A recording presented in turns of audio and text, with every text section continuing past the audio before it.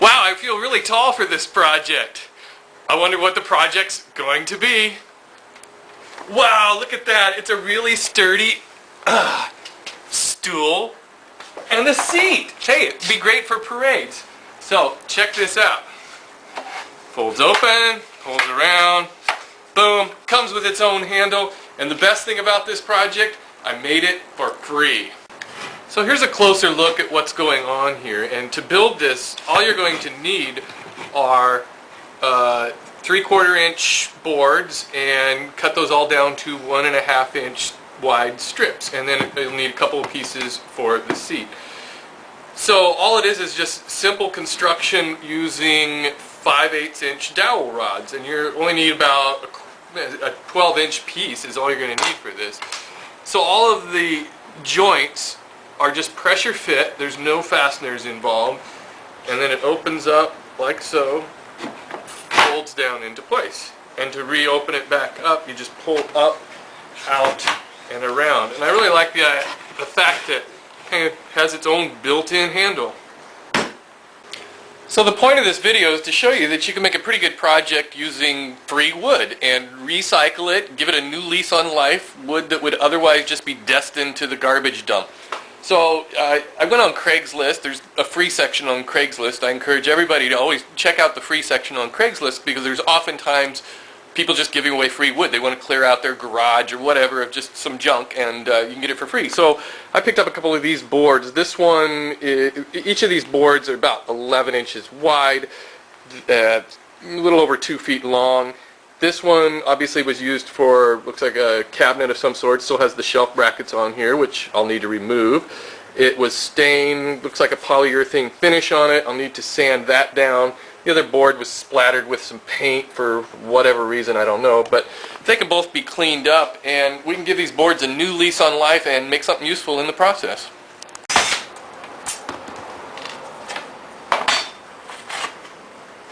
These boards are already at 3/4 of an inch thick. It's standard stock. And so I don't really want to plane these down much thinner. The only reason I'm going to run it through the planer is to take off that layer of polyurethane. And if you don't have a planer, just using a belt sander would work just as well. Just take a little bit more effort.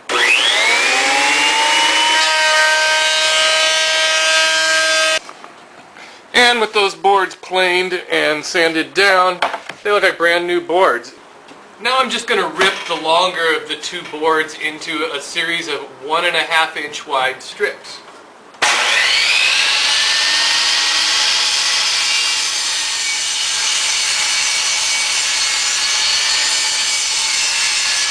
The first 4 strips I'm going to cut at 15.5 inches long.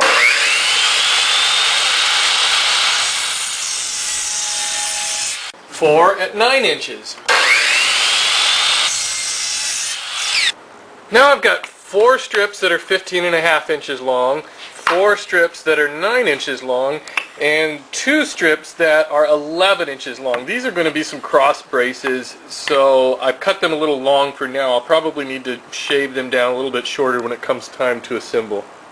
All of these strips are going to need a 5/8 inch hole on each side, and I want that set back from the edge 3/4 of an inch. So I've just set up a stop block here and the fence, so I can just do a whole bunch of repeated cuts, because I'm going to need to do this on 8 of the strips.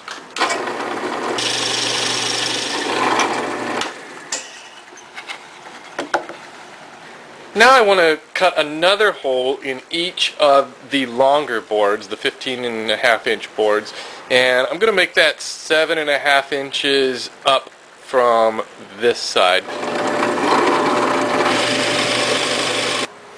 I've made a little hardboard template with a curve on it, and that way I can draw out the curve on each of these pieces. I'm sure I could make up some sort of a jig on my router to cut out all these repeated curves on each of these boards, but since I've got that line drawn and it's just a little bit, I'm just going to freehand it on my disc sander.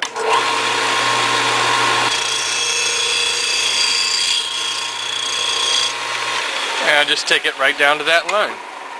I need to cut a 31.5-degree angle on the 4 long pieces. These are the legs, and I need that angle to set properly on the floor.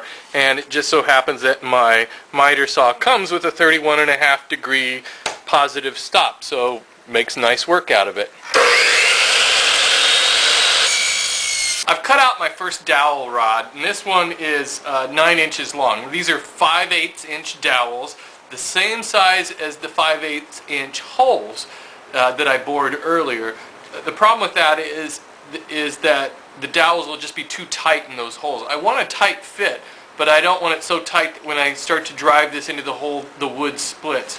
So what I'm doing now is just taking some rough sandpaper and shaving a little bit off of it. I want to take one of my legs, make sure I've got the angle going the right way, and take one of the short pieces. I'll just try to pound this in. There we go. So there's one of the legs. Now I need to repeat that same setup, making sure I've got my angle going the same way. The short piece on the inside, long piece on the outside. And I'll just try to pound this on in. And at this point you should end up with something about like that. Now I just need to cut 4 1.5 inch pins. Now I want to do the outside legs, and I want to make sure that the angle this time is going the opposite direction. And I'll stick a pin in the top like so. So I take one of the short pieces, drive the pin in, and drive it into both pieces.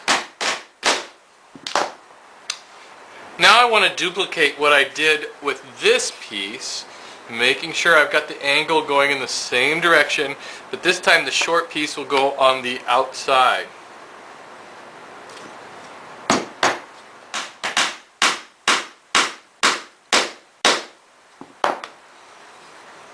And there we have it, the other side. Really, you just need to remember which way the legs go, and remember that this short piece is going to be on the outside on both sides. So now I can stick it here on the edge like so, and I'll use another one of those pins and drive that one through. And then of course on the other side.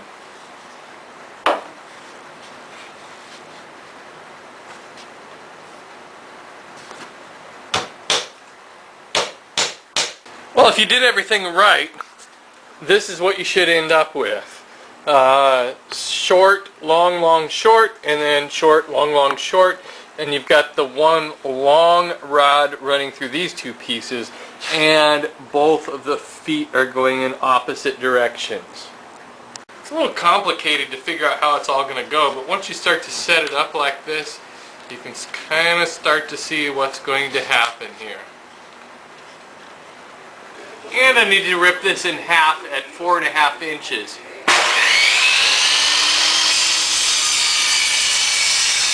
This first piece I want to glue and tack down. This will go on the outside stiles here. So I'll just put a little glue on that, and then set it down. And for the other top piece, I'll put a little glue on the inside brackets. There we go. I've come down 3 inches from here to the top of this board, and I'll just glue it on there. The other side needs to hang over equally on each side. Well, there you have it. That's the completed folding stool, and you can put whatever finish you want on it. I may put an oil finish on there just to give it a little bit of protection and make it look a little nicer, but now it seems a little stiff. I think that'll loosen up over time, and I may put some wax on the joints just to loosen those up a bit, but for now it's not too bad. And again, made with free wood off of Craigslist. Can't beat that. So thanks for watching, and I'll see you next time.